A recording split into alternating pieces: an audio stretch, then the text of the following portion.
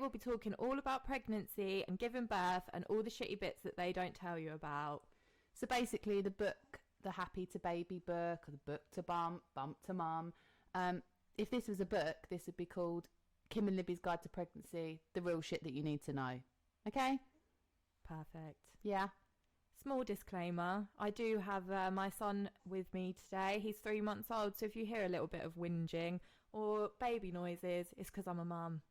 And he just wants to be here, just loving life. He wants to take part in this today. So we're just going to go with it. Also, I'm expecting an 8-foot trampoline to be delivered. But they've not given me a fucking time. If they turn up and you can hear her huffing and puffing, lugging this trampoline, that's what's going on. All right. Yeah, let's get to it. Okay, so Kim, what was like the one thing that you did not expect when you were pregnant? The judging. Judging? Yeah, because you're carrying a baby. You've got so much pressure like on yourself already. It's overwhelming. You're growing this person that you then have to give birth to. I mean, if that's not enough to send you over the edge anyway. It's the mums, other mums, the mums that have had kids, yeah? The mums that want to tell you about birth. That sometimes, why is this so echoey? Can you hear it? Yeah, it's fine. Is it? Don't do this now. Can you actually hear it though? Yes, it's okay. fine. I feel like I'm in a tunnel. It's not as echoey as it was the other week. Oh, okay. The mums that tell you like, oh my God, this happened to me. Oh my God, it's horrific. Oh my God, I wanted a water bath, but then I didn't. And especially when it's your first, it's terrifying. And people judge you like, how are you? And we all just put on this front and we go, oh yeah, I'm so good. Like being pregnant. Like, oh yeah, it's fucking not fun. It's not fun, is it? No, it's hard. I think it's stressful from, like I said last week, it's stressful from the moment you find out, really. And then, like, yeah, you'll have days where you feel amazing. Like, I was, like, parading around with my bump in, like, pants and loved it. But I think, like, nothing prepared me for, like, the weight that I'd gain and the stretch marks and just, like, feeling exhausted all the time, getting bloody piles, pissing yourself. Oh, yeah. And I think that when you are pregnant, it is okay to have... And do you know what I think it is? You know, you have really shit days where you cry, you're so hormonal, you think, oh my God, what have I done? And then you start telling yourself in 30 weeks that the baby's coming early and stuff like that. I think it mentally prepares you for the journey of motherhood. Because some days... I will wake up and I take on the world. I get the wash on, do the school run. I've made the dinner. I've made the lunches for the next day. And I think, oh my God, like I'm so good. 10 out of 10. I've got this. And then the next day, I am an emotional mess and everything. There's not enough hours in the day and I'm running around and being anxious and trying to be this amazing mum. And again, it goes back to putting yourself in that position on those days. Social media, we all see this hype of, oh, me and Jo have gone to the park and she's been such a good girl, and you've got a child that's got reflux and won't stop crying, and it's hard because then you start judging yourself. And what I would say on that, like, we all like to put, you know, that's fine we're not going to put up if your child's, I don't know, done 10 shitty nappies, are you? But what I would say for mental health purposes and for when you feel yourself having a bad day, just keep away from it. And just remember that your kids need to be loved, clean, fed, and you're doing a good job. And you just, you know, any mum can relate. You're having a shit day when it's 12 o'clock in the afternoon, you're counting down the amount of times me and Libby speak, and I'm that is every 4 day. o'clock, and I'm like, babe, it's fine, we've got 2 hours to go. Oh yeah, we're in the home run Once now. you hit 6 o'clock, that's it. Everything is shutting down. And like when your kids have that breakdown, like the witching hour, I call it, between 5 and 6, and you're like, crying over the kitchen sink, like, please, just someone give me a fucking break. And then you put them to bed and you go in, and they look like it's this weird thing where they look like angelic. angels, and you feel so bad that you've been a bitch. I love you so much. Like, why did I shout at you for chucking your whole dinner on the floor? Why am I such a bad person? Then again, you have this thing called mum guilt, which is actually a real thing, isn't it? Because we all have to discipline our children, and we have, you have to say no. But taking on a toddler, honestly, I've dealt with a lot of scary people in my life. Taking on my 3-year-old now, he puts the fear in me. He looks me dead in the eye, and he's like, no. And I'm like, sorry? No. Yeah, but like that, this is what I mean. Like when I was pregnant, I was like, oh my God, I'm going to have like this little baby that's going to love me so much. And then like my son tells me he hates me like 6 times a day. And then you're just like, oh, yeah, why? And then like, again, you're having a sit down shower and you're like, I do everything, to yourself. I do everything for you. I clean for you. I wash birth to you. I pushed you out of my vagina. You ungrateful kid. God. But honestly, I think that it's a constant roller coaster of up, down, up, down. Like, did I actually sign up for this? Yeah, but I do think like you said before, like being pregnant, it does prepare you for it. 'Cause you don't sleep, you're stressed, you're hormonal, and then it just carries on until they move out. Yeah, that's it then. So basically, it's nature's way of preparing you for the quest you're about to go on. But what I would like to talk about is, we all bang on about women supporting women, empowering women. Me and Libby are massively behind that, massively. However, I personally feel that the community of mums are the worst community, because they judge you. And it's baby group. Yeah, it's not just online. Yeah, it's horrible. Terrifying. School playgrounds. If anyone saw the story that I did right at the beginning, I feel like I dread it. It gives me anxiety. They all congregate around, the PT mums, the sports mums that don't even go to the gym, the weird mums. Well, I'm one of the weird mums that no one talks to. Do you know what I mean? It's horrible, and it makes you feel isolated. And if you're at home with a baby all day and then you go to the school run, like, do you know what? If you're one of those mums that's lucky enough to be involved in the playground, do me a favour, and if you see a mum in the playground looking a bit sad or anxious and around, just fucking say hello to her. Yeah. Because it goes a long way. You don't know what that person's going through, because it's hard. And the thing is, what I don't understand is, we all know it's hard, so why are we just not cutting each other a bit of slack? We've all not got the same life. We've all got different privileges, and you just don't know what someone else is going through. So I think we just need to be a bit kinder, and just, stop saying like, be kind, and actually start using it. And if you've not heard from someone in a while who's got, let's talk about okay, Lib, you're pregnant. What's everyone saying to you? Oh, you're pregnant, is it Joe? Oh, how exciting. Can't wait to meet the baby. Yeah? When you're pregnant, everyone... They touch you. They touch your belly. Stop Weird. fucking touching my belly. You wouldn't touch it if Weird. I wasn't pregnant. It's like an invitation. Like, stop invading my... I mean, I feel like COVID's maybe got rid of... Oh, yeah, I was fine. Like, don't come near me. I'd be at work and, like, customers would be like, oh, how far are you? Do you know what I mean? Might just had a bit of a big roast dinner. You don't know that I'm pregnant. I hate it when you announce you're pregnant and people go, yeah, I did notice you gained a bit of weight. We all thought you were getting a bit rounder. Cheers. But no, like, yeah, when you're pregnant and everyone is like so excited, you're having your baby shower, you've got everyone there. I mean, this might not be for everyone, but it's definitely for me and Kim. Oh, the pressure of a baby shower. Oh, Jesus fucking Christ. But once you give birth, you never see these people again. Until your baby's like 1 and they're like, oh, he's so big. And the baby shower prepares you again, okay? This is nature's way of preparing you for birthday parties. Because birthday parties are like it's the pressure. You got to plan who you're going to invite. The party bags. I've spent so much money on party bags because it's not the kids, it's the mums. The mums go home. Now, don't everyone sit there and deny this themselves, because you all do it. I've done it. You go home and you tip it out. And you tip it out because you want to see what they've put in there. because you judged them on how many fucking packs of bubbles you've got in there. And then if you're the mum that's like, oh, a flump, oh, I'll chuck in another lolly, then you get some mums that are like, oh, she's put sweets in. Other mums like, this is a choking hazard. How could she be so irresponsible? You can't win. So what I would say to that is, do you need to do what I'd say is don't do party bags. Libby just won't do party bags. I ain't got time. She ain't got time. But I think it's all about the cake. Yeah, the kids are out of control. This is the thing.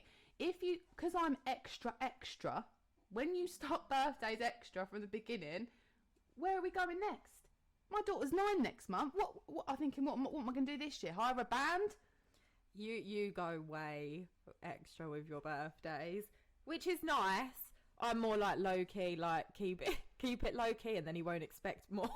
Yeah, I mean, I don't do it. I do it for Ava because she doesn't she? Queen. She loves the birthday. It. She loves like Halloween. She loves it.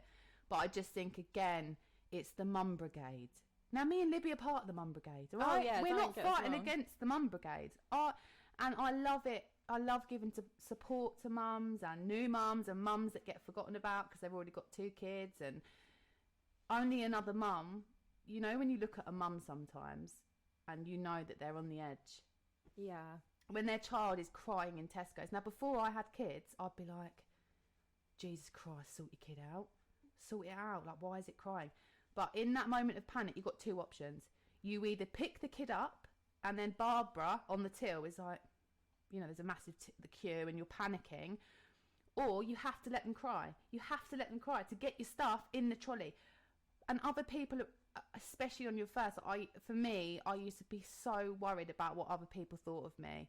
And then one day, you just think, fuck off.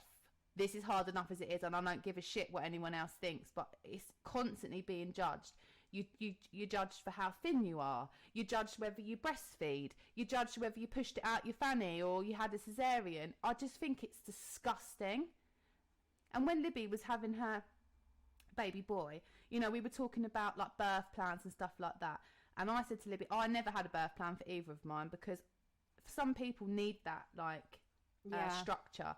But I just think, why are we still having that? If you've got certain needs, address it, obviously, write it down. But the whole thing of like, you're just setting yourself up for disappointment potentially. I wanted a water birth with my first, couldn't have one, felt like shit.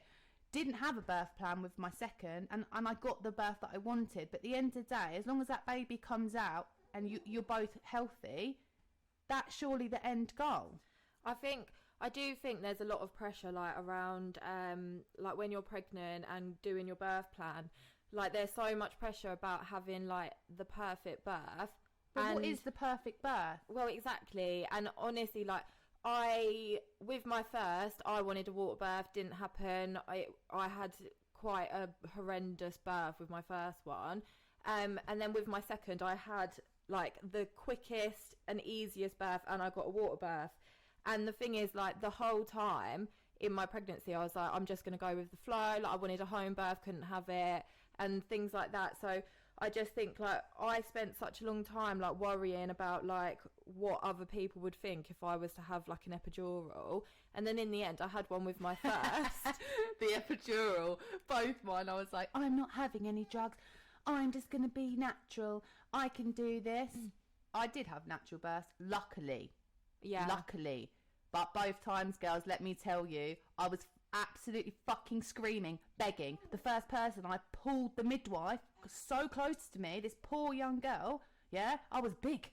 I was literally like, get me a fucking epidural now. I want one now, like Veruca, so out of Charlie and Chocolate Factory. I was like, I want one now, get me one now. And she was like, okay. And in the end, they brought the anaesthetist round, right? And luckily, well, not luckily, but I couldn't have it because my veins were so deep. And I was so off my nut on gas and air. And then I was like, I need to push. And then with Bobby, my husband was like, you didn't want drugs. And my mum was there as well. Hi, Mum. She was like, you don't want drugs. And I was like, please. Because I was angry. That wasn't getting me anywhere. Yeah. Then I changed tactic. And I was like, please, someone give me drugs. I can't do this anymore. No one was listening to me. No one. And the thing is what I said to Libby. Whether you have a vaginal birth, what's it called? Is it a VBAC? VBAC is when you have vaginal birth after a cesarean. Oh, okay. So whether you have a vaginal birth, a planned cesarean, God forbid, an emergency cesarean, however that baby comes out, no one at the end of the line is going to give you a certificate and a medal. Yeah. No one gives a shit, apart from the people that you shouldn't be associating with. The mums that are like, oh right, I had a natural birth. Right. I think, like, the thing is, like, I felt a lot of pressure, like, because I watched so many YouTube videos of, like, births and stuff like that, because I was going into it blind. Like, it was my first baby. I didn't really know what was going on. And I was like, I'm going to have a natural birth, no drugs, blah, blah, blah. Got to the hospital, and I was, like, denying everything. And then my baby got in distress. And then in the end, I had to have an epidural. And obviously, when I left the hospital, I didn't go, oh, for God's sake, I had an epidural. And then with my second, he literally just, like, plopped out in a couple of hours. And no, I feel no different about either birth. Doesn't mean you're less of a woman. Nah. Doesn't mean that you're, like, below somebody else. Or every person is different. Every body is different. Every journey is different. And every baby is different. What we all need to communicate to everybody across platforms, okay, is that message. It doesn't my advice would be, don't have a birth plan. Don't do it. Because if you do, let's, for instance, you say, I want tea light, I want some candles, or I want certain music. If you get to the hospital and the Bluetooth don't work to the speaker, you were going to have a mental breakdown, because you're hormonal. You want everything to be, like, perfect. I think you don't need the stress of it. And I think for Libby, she wanted to have a home birth this time, but because of COVID, she couldn't have it. And also, like, obviously, if you've got any, like, medical issues that mean that you have to have a birth plan, then that's fine. Like, oh yeah, like medical stuff. Yeah, because like I was on antidepressants and anti-anxiety medication, and because of that, my son had to stay in hospital for 48 hours after the birth. So it just made more sense, like, rather than giving birth at home and then having to go to the hospital, to just do it there. But I was desperate for a home birth, weren't I? Like, I got so upset, I cried. I was going to go around there with, like, incense sticks and, like, wheat crisps. Like, you were going to be there for the birth, and so it was, like, my mum and my husband's mum. Because of COVID, like, I was only allowed down in the hospital. And, and then they said that I couldn't have it, and I was distraught, when the reality is I should have just been open-minded from the beginning. And I think that, trust me, I'm very routine, Ruth. That'll come in an OCD, and that's next week. But I understand that if you need some sense of control, when you feel out of control, that part of a birth plan I get. But I'm talking about things that you're fixating on in a birth plan, like you want to have the baby vaginally, you don't want a C-section, you don't want an epidural, you only want gas and air. If you put that in your plan and you are begging them, right, they don't offer it to you, because you have to beg. Yeah, because they read your birth plan, and for example, like, if you say that you're doing hypnobirthing on your birth plan, so if you are pregnant and you are doing hypnobirthing, you probably know about this, but if you put that, they won't ask you if you want medication, because they're going by your written instructions. Or gas, it's not because they're being horrible, that's your written instruction. Yeah. And I think they don't say that when the midwife's flapping that folder around. They don't say that to you. No. They sell it to you as in, like, this is where you put down what you want. And you're like, and I was like, yeah, great. With Ava, like, yeah, great. Oh, I love that. Like, I love that I can write down. And I remember going through, like, this is what I want to do, and this is how it's going to be. Like I was writing a story, and that it was going to be like an episode, because that's what was going to happen. I did that with Rexa. It was so detailed. Yeah. Whereas with Wolf, I just put water. And Mine was like an English literature paper. Do you know what I mean? And I think that the whole process of giving birth, however that happens, Libby's already done hers. She's done her birth story, and we're going to put those on YouTube. Yeah, so we'll put like the detailed births of all 4 of our children. So there'll be 4 videos, and all the births are all different, aren't they? Yeah. So because that would take about 5 hours if we were to do that, and they're very different. And we appreciate that some people don't want to hear that. And some people like me, like, I love a birth story, especially when I'm pregnant. And like Libby says, you get obsessed. One born every minute, all this stuff. As soon as the baby comes out, I'm like, ugh. Oh, I don't want to hear about like birth. Like, I'm over it until you want another one. Oh yeah, once you've had a baby, you get like you get PTSD watching one born every You just delete them off your planner, never to be seen again. And then you're Sky pregnant starts again. recording it and you're like, no! But let's say you've had the birth, however the baby comes out, fantastic, amazing, you've done well. And that feeling, that euphoric feeling of yourself, like, unbelievable. pregnancy is not all shit. My personal opinion is it is pretty shit. Towards the end, though, that last month is harder than your full-time 9 to 5 because it's exhausting, and you psychologically tell yourself that this baby is coming. Every movement, I think I'm going to go into labour today. I think I'm going to go into labour today. And then that's when people start messaging you. Oh, God. So they're the people that you haven't seen since your baby shower. They've not come round, see how you are. It's like everyone just wants to know the gossip of when this baby is coming out. And as a short disclaimer, if you're listening to this and you've not had a baby, or you're planning to have a baby and you know someone that's pregnant, if you still want them as your friend, stop fucking messaging them. You'll be the first to know, okay? There's nothing worse when you're like, I had my son 2 weeks late. Every day I woke up to text like, any twinges? Is the baby coming? Have you had him yet? Where's the baby? And you're already crying every morning because you've not gone into labour. Yeah. And then they call you in for the sweep. You get that sweep phone call. Yeah, but I love a sweep. Oh, I loved it. First time round didn't work. But twice. Yeah, so this is another thing, like, that a lot of the time, like, you don't hear about. Like, when you go for a sweep, there is no guarantee that she's going to be able to do that sweep. Like, with my first, You think that's your get out of jail free card? You're like, yes, my sweep's today, I'm going to go into labour today. And then, like, you get there, like, with my first, she couldn't even reach my cervix, cried.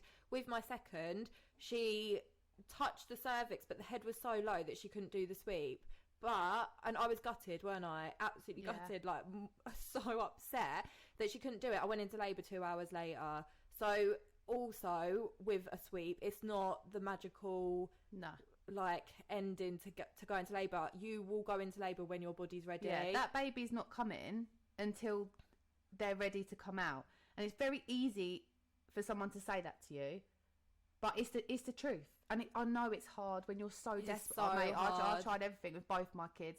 The oils, I was doubling up. Bloody that raspberry tea, I was drinking it like it was pints. I was having sex all the time, and it was awful. Awful. When you're 40 plus weeks pregnant sexy, and you're trying to have sex, it's disgusting. It's just all a bit tight. And then, like, the baby's like wiggling around. It's really weird.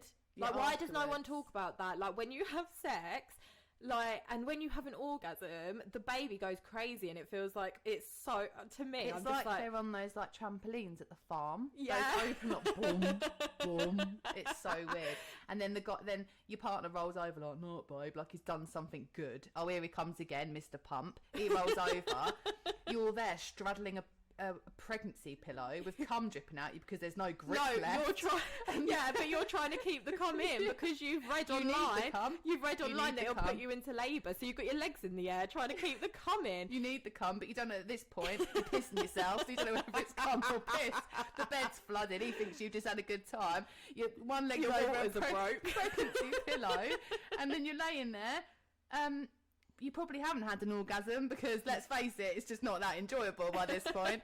And then your baby's like, boom, boom, jumping up and down. And then just as you think it can't get any worse, you need a piss. Oh. Then you have to roll up like a fat penguin and waddle to the toilet. I couldn't even get out of bed. I had to get Dan to pull me out of bed. My bum was so big on both my pregnancies that when I sat on the toilet, I went over the toilet like the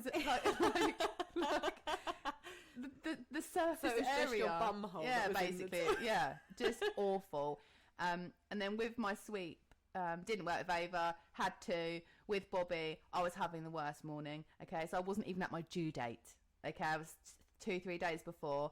I was so hormonal and so big. He was so low, and I was doing the most horrific. Anyone who knows me, my school run is horrific. My midwife was like, "Why are you still doing that drive?" And I was like, And I had this sweep booked in.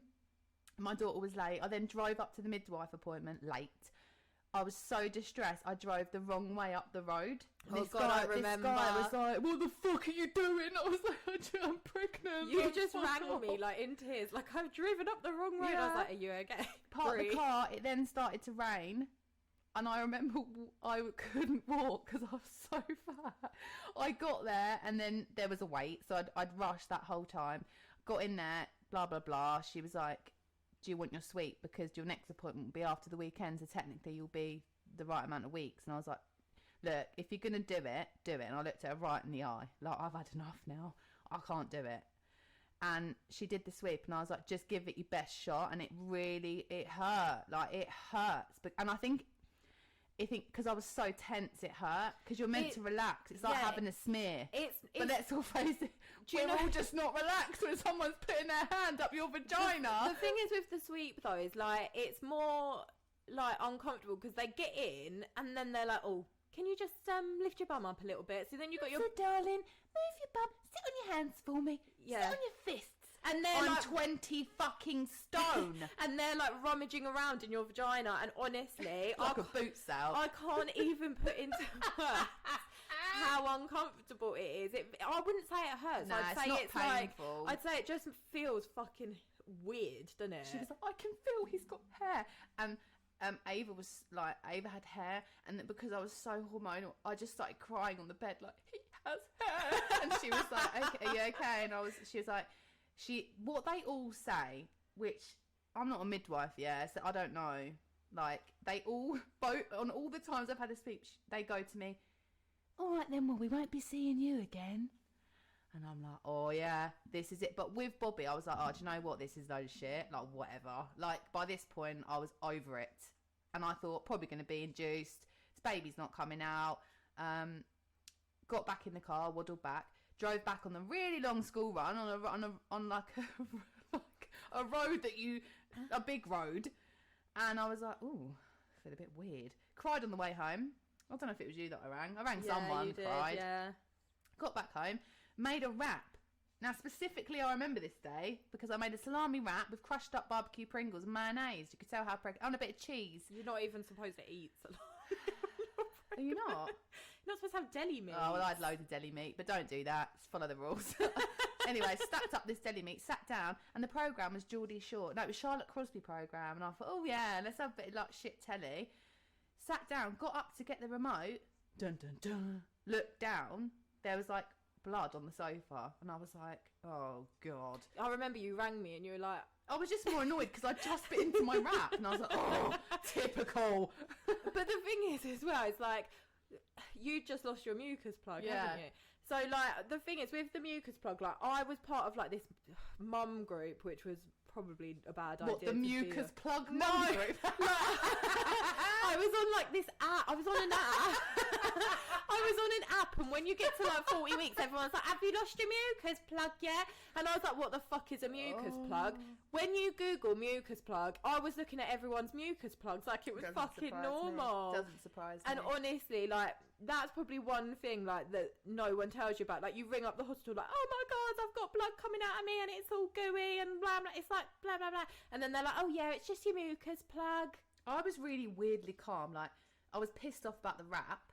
Then I rang Libby and she was like, "Mate, that's your mucus plug. Like, this is the start of it." Now, literally, within 20 minutes of this Charlotte Crosby programme never got watched. That was on pause. Within 20 minutes of this happening, my husband was in London. My mum lives in Kent. Rang my mum. She was like, "I'm getting my hair done, darling." I was like, "Okay, just lost my mucus plug." Still no one was panicking. Apart from Libby. Then I rang Libby back and she was like, "Baby, you okay?" And I was like, "Oh." I was like talking normally, like, "Yeah." Ooh.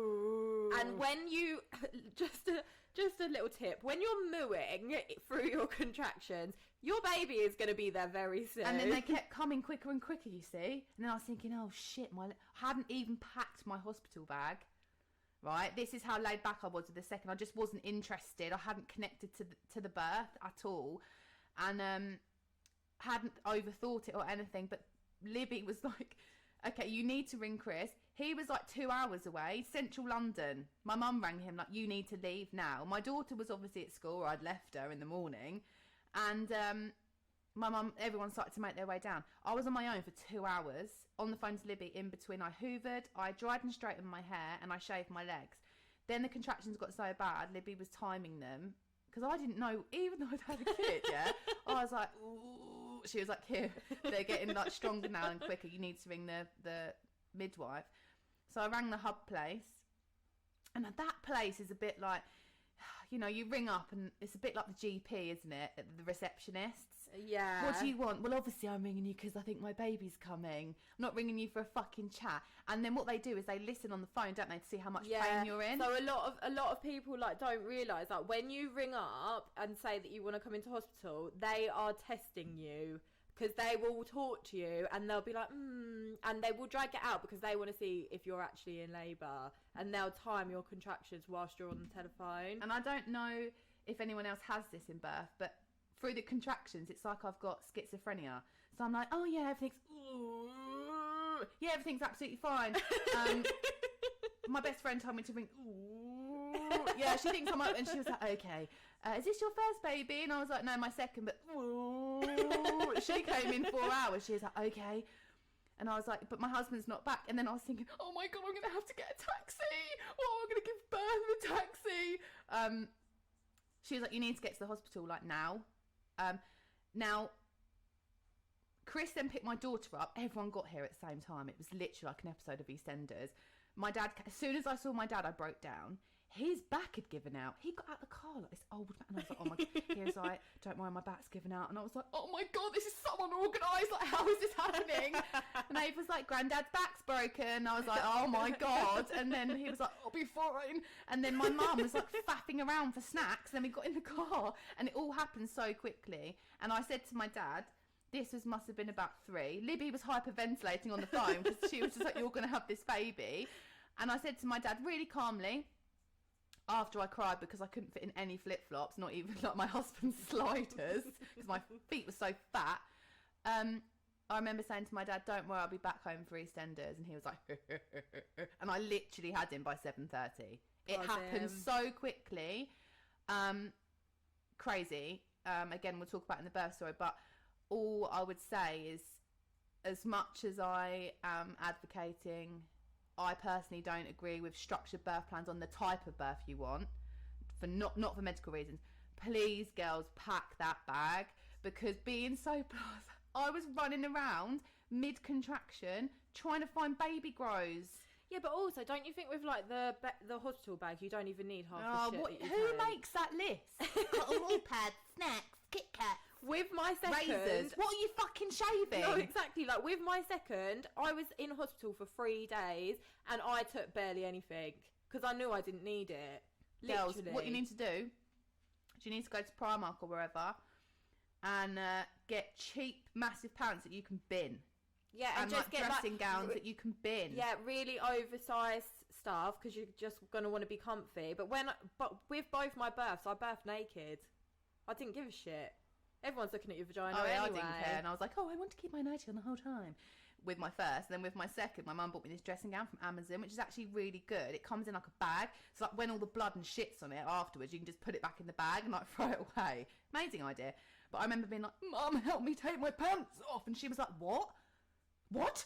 And I like put this like dressing gown on, and just like with no pants on, trying to have a piss mid-contraction. And then that came off. And I was like, Mother Earth. No, but let's just talk about having a piss whilst you're in labour. Well, first of all, you're panicking because you don't know whether it's a shit. because like one of my friends said to me that she got the shits like in your body clears you out. Yeah. But like most people have that like before. Yeah, a couple of days before. I never had that, and I didn't shit in labour. So I'm not saying that that's like. We all, again, it's all different for everybody else, but the whole time, because I'd not had this like massive clear out shit, I was thinking like, I'm gonna poo myself in labour, and there's not like, what if I have a water birth and there's like poo like float because they just get in there. They like, get a flip sieve it and out. flip it out. But no, like having a pierce in labour is so painful. Like I was like clinging to the walls, Yeah. like I was gripping onto my mum like, please, and the wee goes everywhere. Yeah. It's like a crazy daisy. And I was like, have I got a penis now as well? Like, what's happening? But like, yeah, like with having a shit in birth, with my first, that was all I was so panicked about it. The Did you midwife, have one? no, but Oh. my midwife was like, "Are you okay?" And I was like, "No, I feel like I need to put like when that baby is coming down that birth canal, you feel like you need the Yeah. biggest shit of your Yeah. life." And I was like, "I'm so scared, I'm gonna shit myself." She was like, "It's fine, it doesn't matter if you poo." And I was like, "Yes, it does." Anyway, so then I It's got the pressure. yeah, and then I got on all fours to start pushing, and I was like, I feel like I'm gonna have a poo, and I did a massive fart when I pushed. It's so weird though, because when you're in labour, you honestly, for me, I didn't give a shit. I was so horrible to the midwives, like in labour, both times. Apart from one that I loved, she was like hippie, like on my vibe, right? But both of them, I was like, get me some fucking drugs. And then the second time, I'd had all the gas and air, right? No one was bringing me any more. And I was like, Mum, between contractions, I'd go back to being a bitch, like normally. Like, I wasn't needy. And I was like, Mum, get me gas and air. And she's like, all right, darling, they're going to bring it. And I was like, now.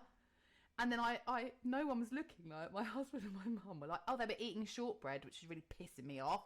Oh, Dad, with What my was snack. yeah, with my right, the hospital like On the checklist. programmes, you see people like feeding them crisps, like the mum's crisps, like wiping their brow. Everyone was just having a fucking picnic in mine. I was like, don't worry so- about me. No, Dan opened up a packet of cool original Doritos. Never left you. She whilst can't eat wa- them now. Whilst watching football, I was in labour and I was like, fucking put those crisps away. It stinks.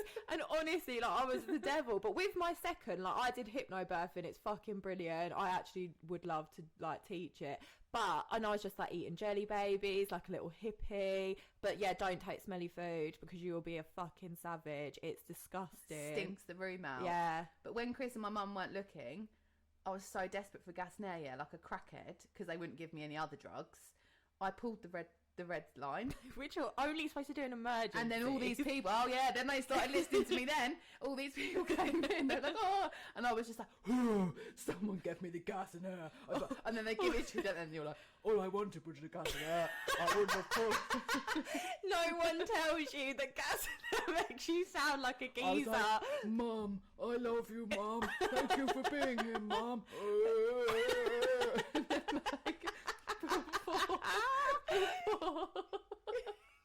Before both, like, I can remember more with Bobby. I was in the pool, yeah, and it happened so they were like, 94 centimetres. And I was like, no, I'm fucking not. I'm telling you now, this baby's coming. You know your body, yeah? No, you're only 4. Then this woman, like, she was like my angel. She listened to me and she let me get in the pool. He came with it. I contracted so much within like 10 minutes, blah, blah, blah. We'll go into that more detail. And I remember hanging over the pool like a dead cow that had been shot in the left side. So I was like a bit droopy. And I was like, That is the exact noise that you make. and the room is so echoey and no one really knows what to do. And then people like try and touch, and I was like, fuck off. And then the gas in there, like my mum had wedged it over the bath, and I was like, and then when I got out, I just kept taking it. Everyone was so like over me being dramatic by then. They just let me carry on.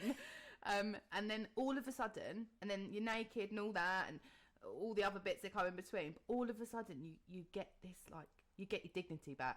I know it's hard to believe after all that's happened, but you do. And then you're like, oh my God, I'm naked. And I've been such a bitch. And with my daughter, I had to send flowers to the hospital because when I went down to the ward, all the midwives were slagging me off in the staff in the room. They were like, oh my God, she was so loud. And then when they wheeled me down to the ward, they were like, oh, we all heard you. And I think that's really, really rude. Like, I'm having a baby, for God's sake. And that's what I mean, girls. Like, no one gives you, right? No one was like, yay, you pushed her out of your vagina with no drugs. Congratulations. Here you go. Here's a special bed. No. They're all like, oh God, she was so loud. Like, The thing is, though, also, don't be worried about being loud. Like, with my first, I was silent when I was pushing, and it was, like, very, like, calm and beautiful. But it was because I had an epidural. Yeah, with my second, I was literally, like, exactly like him just did. And I was going, like, swearing. And then when the contraction was stopped, I go, I'm so sorry. Yeah, after I had my son, I was like, oh, the midwife came back in and she was like, you did amazing, like that was such a beautiful birth. And I was like, oh, I'm terribly sorry about my language in there. I'm not sure what happened to me. It must have been the gas and air. Oh, I'm professional. Like, honestly, your body takes over and you will, it is pain, like, I know, like, with hypnobirthing, you're not supposed to say it's painful, but it is painful and it hurts. You're not meant to say it's painful? No, I think it's meant to be positive. Yeah, it's positive. And I did do hypnobirthing and I do recommend it, and I'll go into it in my birth story, but it is painful and you are going to fucking scream and you are going to be horrible to everyone, and that's okay. You don't need to go off of, like, all these beautiful births that you see online, because that's all I saw, like, all these beautiful home births. Every birth. Yeah, it's different. Yeah, and it's personal to you, and the end result is worth whatever that entails for you. And what I would say is, whether you've had 1 or 5 kids, don't listen to other people's, like, I know we're talking about, examples that we, for us. No, but negative stories. Only listen to positive ones. Obviously, it is painful, like Libby said. Like, you'd be an idiot if you think that you're going to push a child through a vagina or having a C-section. It is painful, so you just need to bear that in mind. It's childbirth, it's labour. That's what we all sort of dance around. It's labour.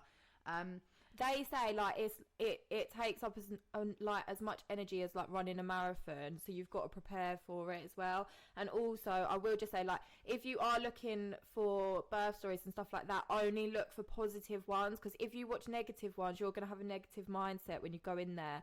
And like we say, like, it's all about, like, empowering women, like what we're doing. You need to go in with, like, a positive mindset about your birth rather than panicking about all the horror stories that you've heard. But yeah, back to giving birth though. Like, another thing that no one talks about is, like, the placenta. Like, literally. Ugh, yeah. Me and Kim, we both had water births with our second. Okay, I wasn't allowed to birth the placenta in the pool because I've got a blood condition. They made me carry my umbilical cord out of the pool. So you've got this umbilical cord hanging out of your vagina. Mum was like a skipping rope. Yeah. My mum said I was like this vision. Like, can you imagine this naked vision off her nut on gas and air, like skipping down the steps, like you've just had a baby, you're full of adrenaline. Oh, and you think you're going to slip on the wall. You're like, whoa. Someone's got the baby, you don't really know what the fuck's going on. The next thing, they laid me down like Mary, and they were like stabbing me, and then you feel it pull out of you like a rope. I was like, easy. Yeah, they tug on it. Like, oh my god. I was like, I need to go to the toilet, and I was like, really like, oh my god, look at it. Looking at it. Like, what the fuck I was like, that's amazing. Can you show me it? And they were like flipping it inside. With Ava, they just took it away. Yeah, they did with Wolf. So with Wolf, they pulled it out, took it away. Someone said to me that you have to sign something to say that it's the hospital's property. Well, I've never signed a form. Like, where's my placenta now? Not sure. I don't know. I can't remember if I signed anything. I know that you have to sign, like, your life away if you have a C-section or an epidural, but I don't know about placenta. But you can eat your placenta. I was going to do that, but the problem it's £300. They also, you don't know what else they're putting into it. Yeah. I don't know. I don't think me and Libby should talk about that because we don't know enough about it. And we're not doctors. Whoa, I can imagine again that little mum group of people that I don't know fucking selling it. Everyone's looking at fucking crazy. If you want to fry your placenta, you fry it. I mean, okay. I would. I was all up for it. So was I. I wanted 100%. The tablets, but I didn't want to pay the money. I wanted a face mask. Also, just another thing. This is just a tip. Also, you can donate your umbilical cord for stem cells. So please, if you Never knew that. So if you are pregnant, you can just Google it and you can donate your placenta basically, and then they'll take the stem cells from your umbilical cord, and then that can obviously save someone else's life, because otherwise your placenta just gets thrown away. So that's just a tip. Never knew that. Yeah. Right, let's fast forward it a bit because we're already on 43 minutes. You've had the baby. Okay, let's just skip. No, let's not skip. You've had the baby. Then they say to you, do you want to have a bath or a shower? And you're like, yeah, okay, yeah, cool. It's fucking horrific.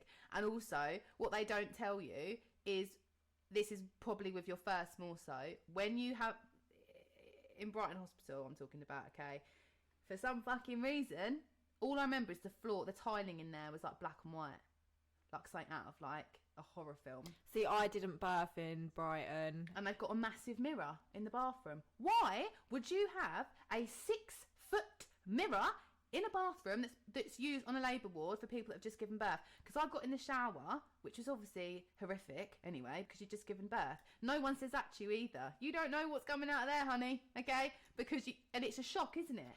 Yeah. It's a shock because you've got clots coming out. Yeah, and like I got up to go have a shower. I got up to go have a shower with my second, and I like waddled across the room, because no one actually talks about the fact that you still look 9 months pregnant after you've given birth. Well, that's what the mirror thing was about, because I literally cried. Yeah, in there. but I like walked to this toilet to have this shower that I probably wasn't even ready to have, and blood and clots was like dropping on the floor. There was blood everywhere. It was like a murder scene, and my husband was like, "Are you okay?" And I was like, "Yeah, I'm fine. I'm absolutely fine." With Bobby, after I'd had a double cheeseburger that my husband went to get me, because he had to take my mum home because obviously the shortbreads weren't enough for them two, I like swung my legs to the side of the bed, and she was like, "I'll get a wheelchair," and I was like, "No, I'm fine, I can walk." And she was like, "Okay." And then didn't have like any pants on. She tried to help me like put like medical like, pants on. Like this thing just went on the floor, and like, you know, in like horror films, I don't know if it's the Exorcist, they're like with their feet in the blood. It was like that everywhere, and I was so not there. Like, she was like, "Oh, okay," and I was like, "Oh, lots of blood," like really weird. Like Chris is literally like, "Are you okay?" There is so much blood after birth, and I don't think when it's your first, you don't expect it. And like with my second, I knew it was coming, so I was just like bleeding everywhere. If you think on your period, you only lose like a tablespoon, and you're mad. like, "Whoa, my period's so heavy," right? It doesn't prepare you for the amount of blood that comes out of you, and then you have to wear those nappies for like however many weeks. I mean, they're fun. The worst thing about maternity like pads is like the noise, the crinkle. Then you have like pads for everything, pads for your boobs, your tissues for your eyes because you're just an emotional wreck, loads of nappies, because men don't really understand that either, do they? They're like, "You on your period?" No, I'm just still losing loads of blood because I've just pushed a baby out of my vagina, so it's not sexy, is it? And then every time you move in the leggings that you thought would fit you but they don't, and then when you run out and they're like, "Oh, I'm not going to Tesco's to buy them," and I'm like, "Well, you need to." All right. They're just massive, aren't they? Yeah. They smell funny. But the after birth smell, me and Libby like, I like it. Weird. It's a weird after birth smell that just reminds you, that's what your baby smells like when it comes out. No, but like it's like the bloody like birth. It's like it's a weird smell. But all I'm going to say to you is you were still going to look pregnant, okay? Obviously. So being rational about it, obviously you're still going to look pregnant after you've given birth. I thought at how old was I? 22, having Ava. Oh yeah, I'll just push her out, and then I'm like, look, your belly just goes down. And that mirror in that hospital, I was crying. I expected it more with my second, but no one tells you that, and that's okay. Yeah, like I remember with my first, when like everyone was coming round to meet the baby, someone said to me, "Oh, you've still got your bump then," and I was like, "Are you okay?" For fuck's sake, like honestly, like that's like you saying to a normal person, like, "Oh, you've still gained weight then." You wouldn't say that, would you? No. Like people, and then. But I think when people are pregnant and when people have had babies, people just feel like they can say anything. Like, "Oh, you've got really big." Oh, glowing. No, I'm not glowing. I'm just sweaty. Like what we said before. "Oh, you're really big baby in there." No, actually, I've just put on quite a lot of weight because I'm fucking hungry. It's not just all baby. I'm fucking hungry and I'm going to eat because I'm allowed to eat. I'm allowed to gain weight because I'm pregnant.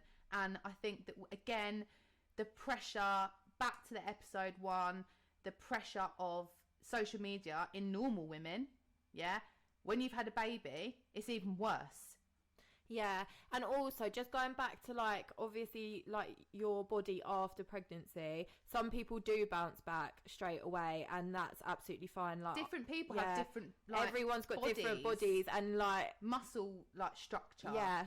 So like with my first, like, I went to the gym throughout my whole pregnancy and I did snap back like really quickly, whereas with my second, like I haven't, like I said before. So if you do see people that have snapped back straight away, like don't resent them, because it's not anyone's fault what their body's doing. And it's not just your body, like, it's your mind. Yeah. That emotional journey, it's horrific.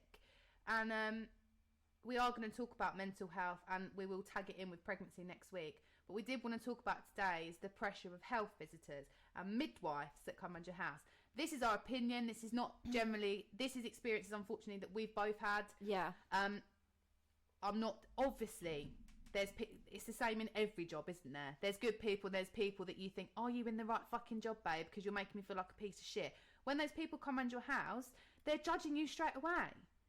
Yeah. They're judging you straight away. You feel that, should you feel pressured that your house should be clean, that you should be dressed? I remember with Bobby, like I was trying to feed him, trying to establish a feed. I was still bleeding. I'd been up all night. I was a mess. And I remember that she came and Chris said to me, "Oh, you're going to get dressed?" And I was like, no, I'm not. I'm not going to get dressed because this is actually my life. Yeah. Right now, in my house. And she was fine. That one was fine with me anyway. She was like, "Oh no, it's fine." But I think the thing with they put pressure on you, and if you are, obviously their job is to spot whether you're going through postnatal depression and the baby's all right. But it's mainly for the mum, isn't it, at the beginning? And it's very, very easy to manipulate that situation, and that's what doesn't settle with me right. Because if you're breastfeeding, first of all, it's wrong. Fed is best. With both my children, they pressured me so much that I felt like I had to do it. It killed me. Ava did it too long, couldn't bloody get her off because no one says to you, "Oh, keep doing it." Then they don't want to come off. She had teeth like a stapler, 14 months, a big girl as well. And she's like, like bitty. That was a nightmare. And then with Bobby, he had a dairy allergy. And then I was like, why is this not working? Blah, blah, blah, blah, blah. And they sent people around my house. I rang the health visitors people, okay, at like 30 years old saying, "I'm not doing this anymore. I've decided that I'm not going to feed my child. It's not work. He's not getting enough milk." That's impossible. That's impossible. This is on the phone. We're going to send people She round. means she's going to stop breastfeeding. Yeah, stop breastfeeding. He's not getting enough from me because I wasn't eating enough because I was blah, blah, blah, blah, blah. And they actually were like, no, you've come too far. Okay, that's impossible. Your son's not getting enough. It must be the latch. It must be, I literally, within 20 minutes, had these two women around my house with paper when they write stuff down. He didn't sleep. I was exhausted and they made me feel like a piece of shit. Like I was doing something wrong. And we can all jump on and say, this is definitely going to piss people off. Fed is best. I agree. I've done both, yeah? Both my kids, not ones, but Ava's not brighter than Bobby because Ava had golden juice or whatever. Fed is best, but we can all say that.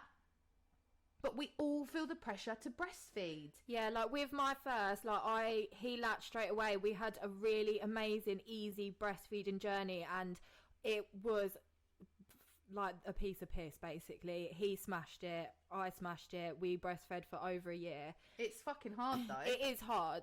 And then I went into my second pregnancy, like, I'm going to breastfeed. I know what I'm doing. I was so confident that I was going to be breastfeeding that I didn't even think about like anything else. So I didn't even buy bottles. No, neither did I. So then I realised so basically I'll go into it more next week, but because of my mental health condition, I'm on medication, and my son had to withdraw from that medication. So he wasn't latching on the boob, and they put it down to the fact that he was withdrawing from medication. I got home and he still wasn't latching. He cried all night and all day, and I went through this for like 8 weeks. My midwife came, she's amazing, love her. She came like pretty much every day to see me, and then I had to go to all these breastfeeding clinics, everything like that. 8 weeks old, I was literally falling apart. My son wasn't sleeping, he wasn't gaining weight. By 8 weeks, he hadn't even gained his birth weight because I was breastfeeding and it wasn't working for him. He then had a tongue tie that didn't get picked up, had it snipped. He still wasn't gaining weight on the boob. So breastfeeding is not always best, because what was best for my son was to gain weight. So he's now formula fed. If your journey is hard breastfeeding, okay, but if they're not putting weight on and they're crying all the time, first of all, they're going to fob you off and tell you it's colic. Yeah. Colic's basically a disclaimer for, we don't know what the fuck is wrong with your kid. So it's colic. I know you're tired. And then they start questioning you, like, your mental health. Like, are you okay, mum? You look a bit tired. Yeah, I'm fucking tired because my kid, I feel like a shit mum, and my kid is crying for 8 hours a day. Bobby cried so much, I wasn't even friends with the girl next door, right? Who now I'm really close to. She literally came round my house, knocked on my door, and I cried to this complete stranger. That was 4 months in to my journey. And that's when I stopped, because people obviously thinking, like, what the fuck is going on? I was too scared to take him out because he cried all the time, because I thought it was like, and then I felt like, it's me, it's my milk, it's not good enough. Yeah, and you are brainwashed by it, and they've obviously not just midwives, right? No. And health. This is like on social media. Like I saw a Tommy Tippy advert on Facebook, right? This was when I was going through, because obviously Facebook and Instagram, they show you what you're Googling, and it was someone feeding their baby with milk, and they were saying, like, this is the closest teat to breastfeeding. I went on the comments whilst I was going through this. I was so guilty that I was giving my son formula. Everyone in the comments was going, that's disgusting, breastfeeding's best, formula's so bad for kids. Yeah. And I literally fell apart, because I was like, why didn't I tried for 8 weeks, and my son was miserable. Like, we were both crying all the time, and now isn't he the happiest baby you'll ever see? And also, it's not just about the baby. It's about your mental health. If you've not, so it's like happy baby, yeah, blah blah blah blah blah. If you're not happy in yourself, you can't enjoy your child, because you're fixated on fucking feeding him and the pressure of it. It's so difficult. I've done it from both sides. Had a really good journey, had a shit journey. Like I said, doesn't make me a better mum on either of those journeys.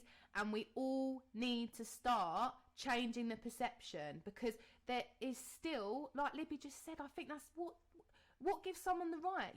What if people want to? There's so many people for medical reasons, personal reasons, religious reasons, don't want to breastfeed, don't have the confidence to breastfeed. Why should you be shamed for that? You shouldn't. And the thing is, as well, like, I kept it inside for so long, didn't I? Like, that I wanted to stop breastfeeding. She was scared to. Like, I used to say to her, just tell the person. But you feel like you have to. This is the problem. You feel like you have to ask. It's like when you're ill at work, right? You feel ill and you feel nervous, don't you? Like, oh, I think I need to go home. You need to. You're an adult. This is your child. It doesn't matter what anybody else says. And as soon as don't go on those bloody have you been on them forums? Yeah, that just makes it worse. At 3 a.m. when you're losing your shit, you go onto these mum forums where, like, Angela1099 starts telling you, like, oh, you should do this and you should do this, and oh, that's not safe and stuff like that. Don't do it. Don't listen to it. Just need to do what is best for you and your family, because, like, at the end of the day, I was keeping it inside. Like, I was crying every day. I spoke to one of the head psychiatrists under my mental health, and he said to me, you are stopping breastfeeding because your mental health comes first. If you aren't in a good place, your children and your family's never going to be good, so you're stopping. I then, as soon as I told my midwife and my health visitor, they were like, okay, great. They did not care. Yeah, so, like, if you're scared because you want to formula feed, you just need to talk about it. And also, like, don't shame anyone that is formula feeding, because you don't know, like, their journey. Like, I've had, like, people say to me, like, oh, you're not breastfeeding. Yeah, because my son has a weight issue. So, like, you need to be so and sensitive. Like, people commenting on, like, also the health visitor thing. I think, looking back for me, because I've had some great midwives and I've met some great, you have different people that come around. This woman sat on my floor one day and I cried to her and I said, I think I'm going crazy. I think I've got something wrong with me. And she was like, you've just had a baby. And she sat down on my level and she hugged me.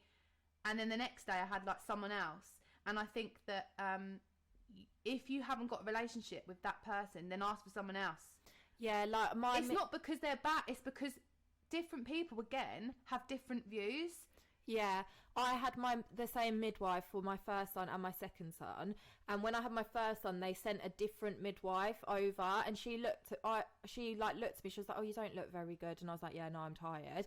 Then she came the following week, this different woman. I had makeup on, she went, oh, you look so much better, and I was like, right. So with my second, I made sure that I had my midwife from start to finish, and because of the mental health issues, she stuck by me, and she literally was there all the time. She texted me all the time, rang me all the time. She was always round.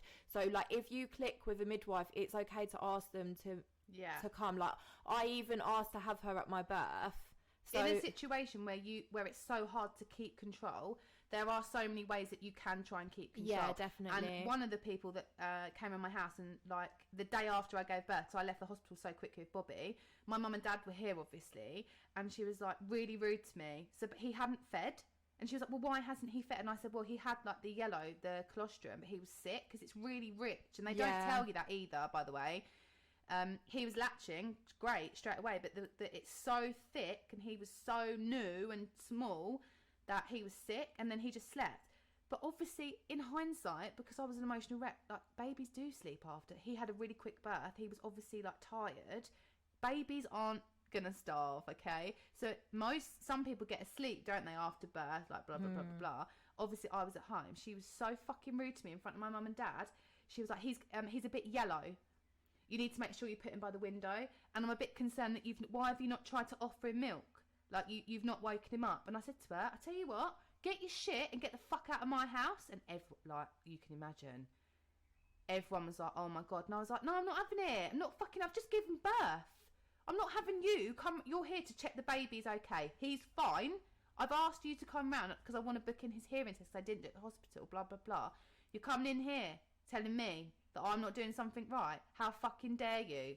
And thinking back then, I should have made a complaint, but I didn't and yes, I was aggressive and told to leave. Can you imagine how shit I felt when she left? Because why would I wake my baby? He's obviously asleep for a reason. You're telling me to wake him up because I've not fed him enough. And I think that was it. Honestly, the start of that breastfeeding journey was just a no-go. Like, I felt under so much pressure. And when you've got 2 kids, like, it's just so difficult. You can't just sit there all day and feed. Like, it's so hard. And we're not saying breastfeeding isn't I would have loved because to have done I it. literally I would have loved to did have it. done Yeah, it. we both did it for a year with our first, and it was amazing. But sometimes there's reasons why you can't do it. Yeah. So if you do see someone formula feeding from birth or whatever, keep your mouth shut if you've got an opinion on it. Shut the fuck up. No one wants to hear about it. If you've got something bad to say, I don't know, take up a hobby. And also, my bond, as Libby will say the same, like, our bond with our children, one breastfed, one bottle, is I love my children both the same. And Ava doesn't love me more because she had my tits for a year. It's fucking rubbish. And also, breastfeeding ruins your tits because I had to pay £6,000. Yeah, I ain't putting up no videos of my boobs, honey. No one tells you that either. Like, literally, one's bigger than the other because they favoritise one than the other. Your nipples have no feeling. And when I say no feeling, I could put my nipple in a wrench. Is it in a clamp?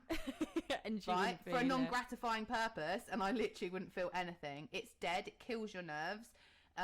They become tiny, and when you bend over to run the bath, they look like 2 ball bags hanging in free spirit. But no one tells you that either. And then you get saggy skin. Like,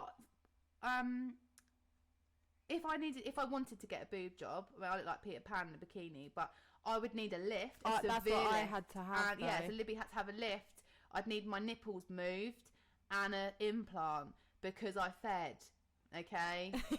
And I don't regret it, obviously. No. But what I'm saying is, no one actually sits there and says that. They all make out it's this magical thing. And why stop there? You've done it for 6 months. Keep going. Like, when does it stop? And then you've got this, like, toddler hanging off your tit, and I was like, enough is enough. Ava was like laying across me, yeah. But it got to a point where I could just lift my boob, and she'd just stand there like a vending machine. And I was like, it's making me feel uncomfortable because she's so big. Like, when they look into your eyes, I'm like, okay. And then she used to just get my boob out and like flip it around like it was a toy. I think, for me, it was when Rex would like lift my top up in public that I was like, right, we're done. Yeah, like, here. get your nip out and start playing like a fidget toy. Like, just crazy. And I think that whatever you think having a child is like, my mum said this to me, and it sounds so like cheesy wheezy, like, you'll never know until they're hit. It's fucking true. You can buy all the gear, all the books, watch all the videos, go to these bump to baby classes, whatever floats your boat. Nothing until that baby's here. Nothing will ever prepare you. And another thing, like, stop shaming people that don't have like the buggy or the fucking changing bag or the sun umbrella or like dummies. There's so many things that we judge people on, because I know that some of you are going to be like, Kim and Libby, like mum bashing, we're meant to be in this community. We're telling the truth. This is the fucking truth. Yeah, it's the truth behind it all. And the reality is, like, oh my God, she's not got a bugaboo.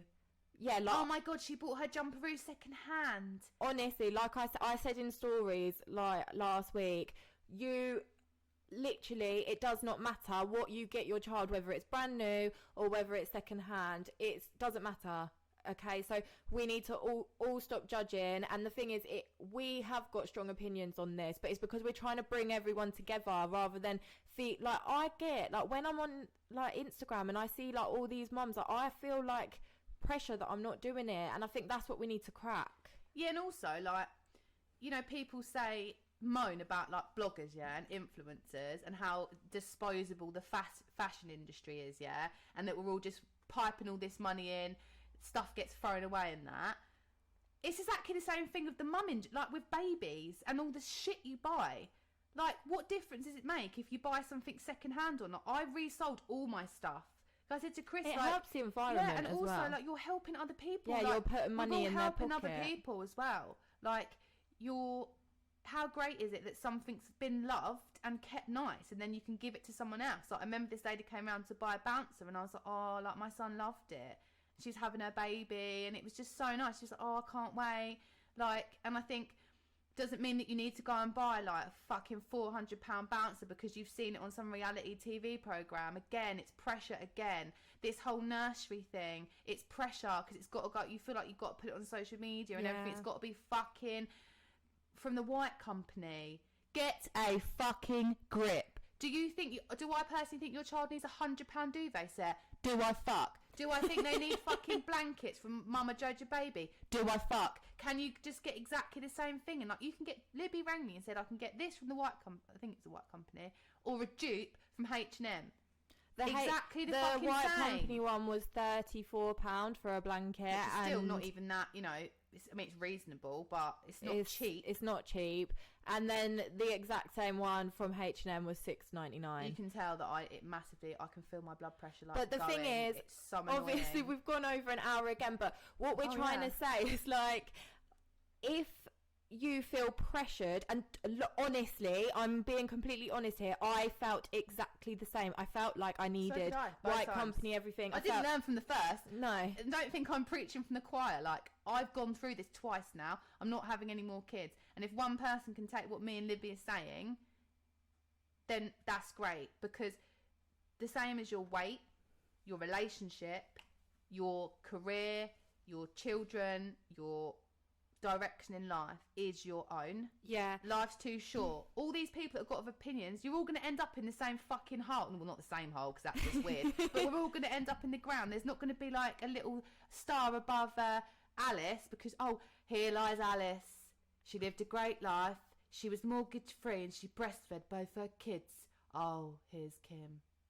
She only breastfed one. She was shit. She couldn't do that. No. Thing, yeah, like, at the end of the day, if you are on Instagram and you can see like a bouncer that you want and it's £400 and you really want it and you can afford it, fine. But if you can't afford it and you're getting it on buy now, pay back in 2025, why are you doing it? That's the question that you need to ask yourself. Is your baby going to be absolutely fine in a normal bouncer? Absolutely.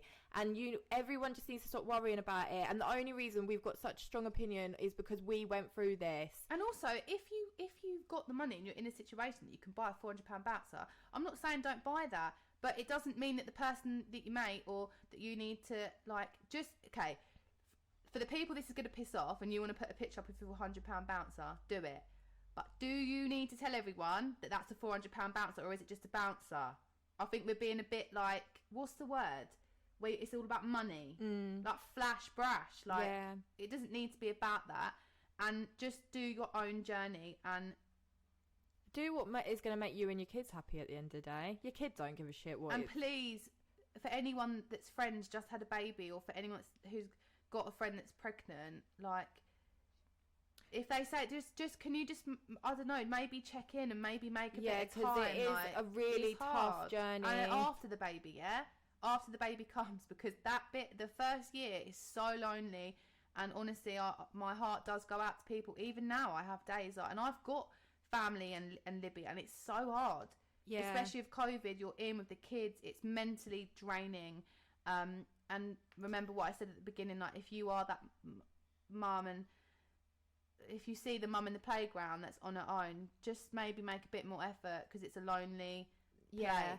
And I think that will lead us nicely on to next week. So we're going to be talking all about mental health.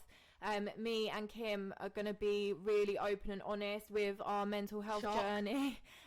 We've both had quite a rough ride with it, and we hope that us talking about it honestly will help other people. So mental health episode is coming next week, and our birth stories will go up on YouTube this week. So if you just keep an eye on our Instagram, we will notify you there on stories when they go live. Anything else you want to say?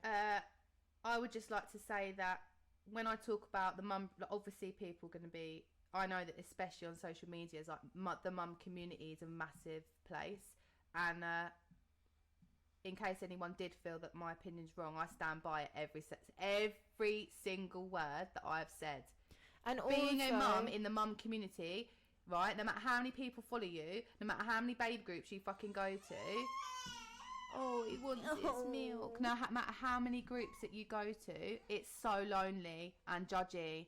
So I think we all just need to be a bit nicer. Yeah. So these are getting longer and longer, like 1 hour 10. So have a lovely weekend. Have a good weekend, and we will see you next week. Love you. Bye.